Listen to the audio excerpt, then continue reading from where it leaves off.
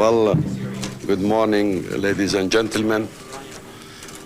I have had a meeting with His Excellency, the Secretary-General, and I also had a meeting with His Excellency, the President of the Council, the representative of the People's Republic of China, and I had a special meeting with my friend, the Russian representative, Mr. Sergei Lavrov. I would like to brief you about what I told the gentlemen whom I met this morning. We received the mission of the Secretary-General of the United Nations, and we explained to the mission our concerns and grievances, which we have been suffering since 1991 till now. Our concerns about the unbalanced composition of the Special Commission. This commission has been, since 1991 until now, extremely unbalanced. The Americans dominate this commission. In 1996, their presence, the percentage of their presence was 44% among all other nationalities. And this year, it's 32. As an example, just an example, France, the presence of France in this commission is 5%.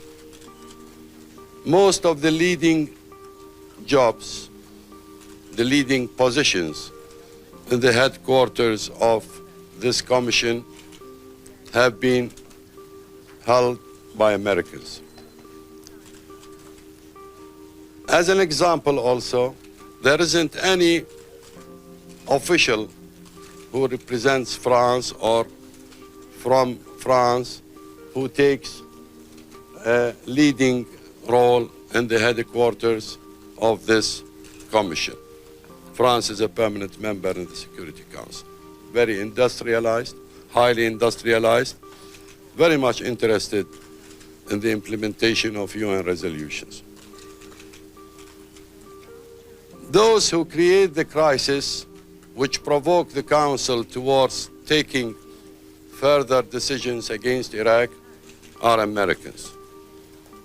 The person who created the crisis in June, which led to the adoption of Resolution 1115, was an American inspector, Mr. Scott Ritter, or rather Colonel Scott Ritter of America. The same person created the last crisis in September, which led to the second resolution, 1134. So simply, we are in a situation where the adversary is the judge. The United States of America doesn't agree to lifting the sanctions unless the leadership of Iraq is changed. That is the well-known, declared policy of the United States. And the Special Commission, who is supposed to be an impartial body, an impartial organ of the United Nations, is dominated by the Americans, who are implementing the policy of their government. This is unacceptable. They are also intruding on our national security, collecting information about our national security, and at the same time, the main source of information of UNSCOM is an American source. The U-2 spying plane collects information about Iraq, and it gives the Special Commission the information about this and that. And I cannot simply trust that. I cannot trust that the Special Commission is in full control of that plane, and what that plane provides to the Special Commission is impartial technical information. I explained to the mission in Baghdad and gave them material evidence that this plane entered into Iraq 1 or 2 days before the military attacks which the United States conducted against Iraq in January 1993, in June 1993, and in September 1996. Before the attack on Iraq, the missile attack on Iraq in September 1996, the U-2 was flying over Erbil and Duhok. And if you know the geography of Iraq and the real situation in Iraq, there isn't any site in Erbil and Duhok which is of interest to the Special Commission. So I would simply say sorry to Mr. Butler when he tells the television that he is in full control of that spying plane. These are legitimate concerns and legitimate grievances.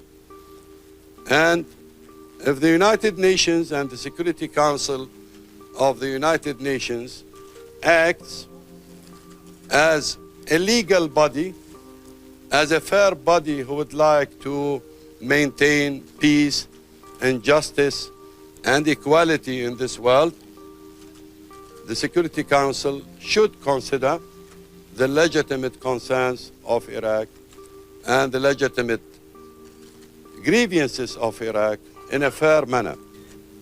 If weapons could be made within hours in equipment which has been moved few hours before, well, the whole world could be full of such weapons now.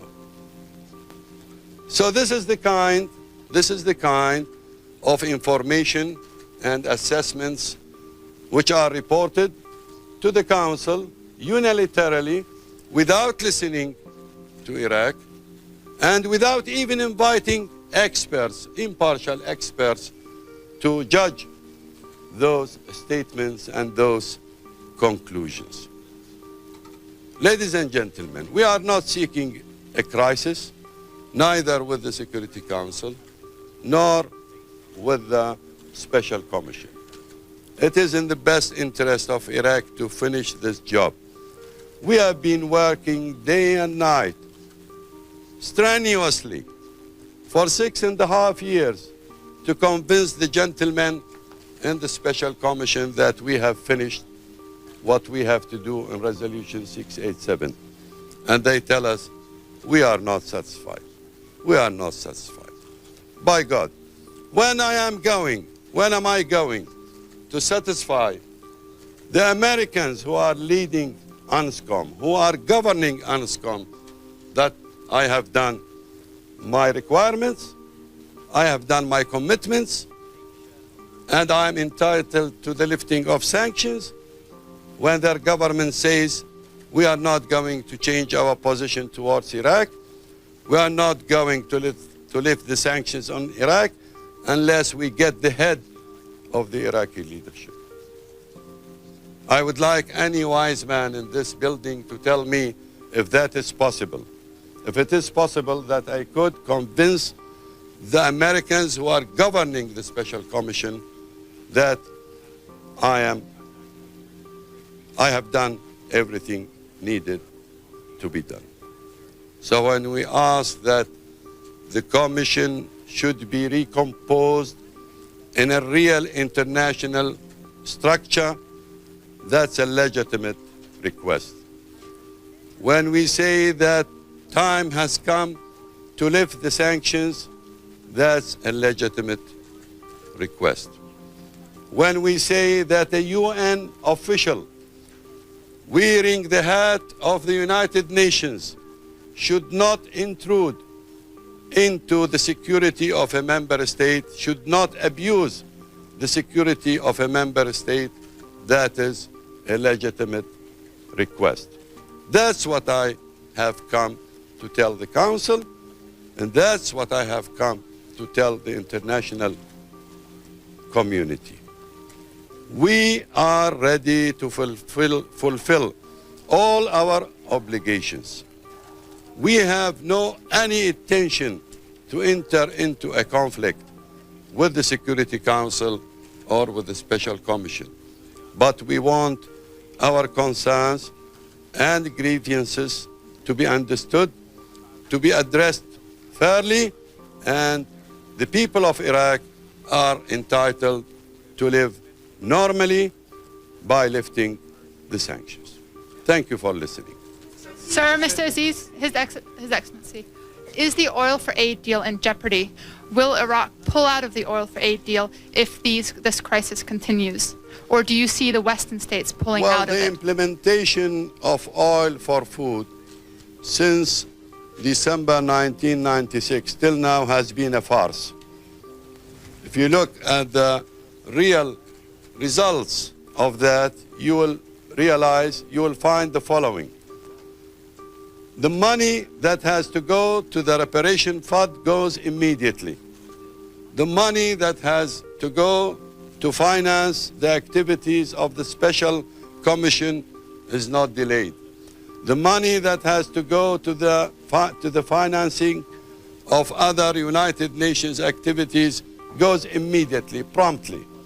But the money that should be used to provide food and medicine to Iraq does not materialize. The contracts are being held in the committee of 661, held by the American representative only. Sometimes the British join him, and unfortunately even Japan joins in that blockade. There are 15 members in the Security Council. Are they blind to the discrepancies in the contracts? Only the American representative finds mistakes in the contracts. Doesn't France understand what business is? Doesn't Russia understand how to make a contract?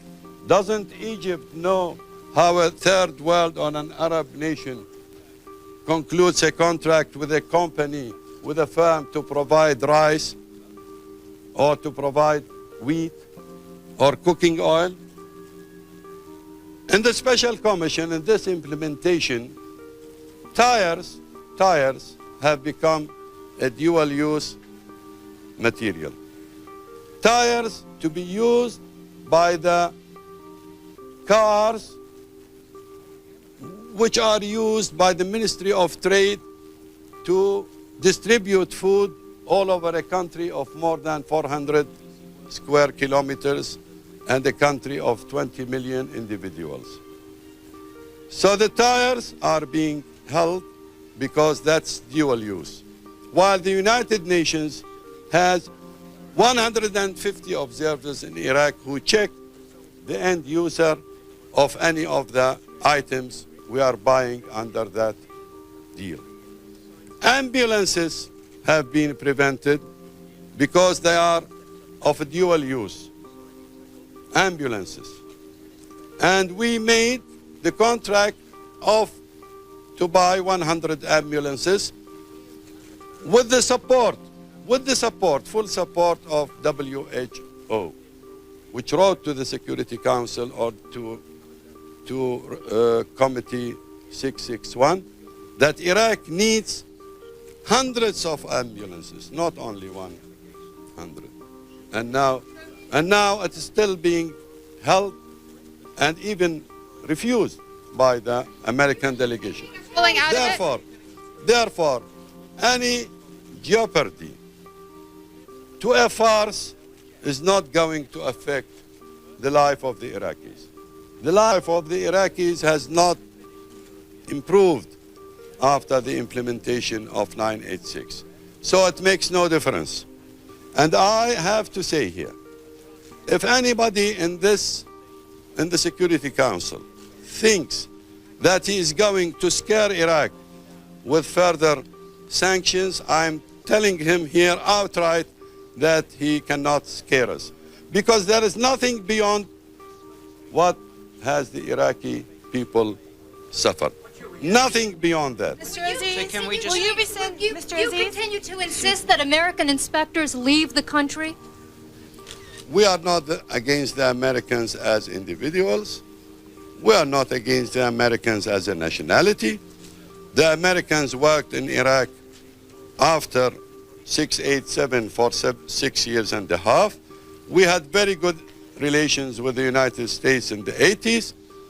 We are not discriminating nationalities. We are protecting ourselves against the misbehavior of those Americans who are working under the hat of the United Nations, but actually they are implementing the policies envisaged by the Pentagon and the CIA and the State Department. This is simply not UN business. Mr. Aziz?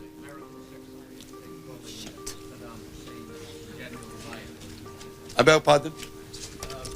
Madeleine Albright called Saddam Hussein a congenital liar. What's your reaction to that? Well, I think from reading the American newspapers for decades, they tell the American public, they tell the world that a big number of those who accuse the others of being liars, they are liars. And this has been proved not by an Iraqi source, it has been proved by American sources. And you know the events of the past, and you know the events of the present. I hope she wouldn't be, but unfortunately she is.